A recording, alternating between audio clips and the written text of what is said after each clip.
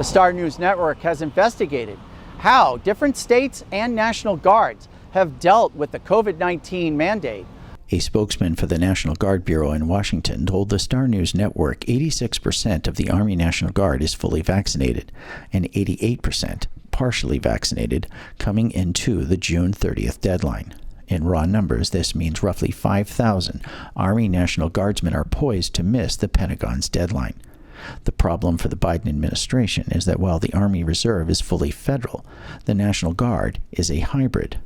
No governor took a stronger stand against forcing Guardsmen to get the jab than Republican Oklahoma Governor Kevin Stitt in October. This administration has no respect for individual freedoms.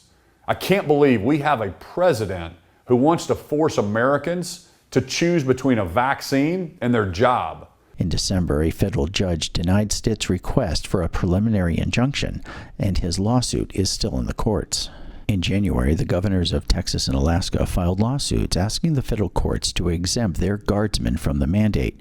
They were followed by the governors of Mississippi, Wyoming, Iowa, and Nebraska, who sent letters to Defense Secretary Lloyd Austin requesting the same exemption. The Texas and Alaska lawsuits are still in the courts. Maybe the most dramatic step was taken by Republican Florida Governor Ron DeSantis.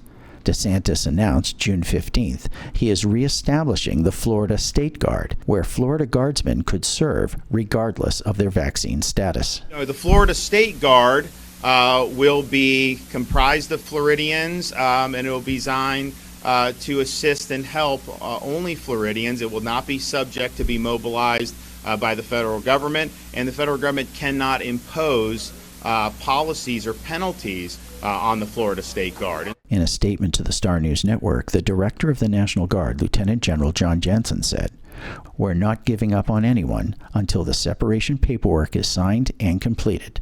There's still time." Reporting for the Star News Network, Neil W. McCabe, Washington.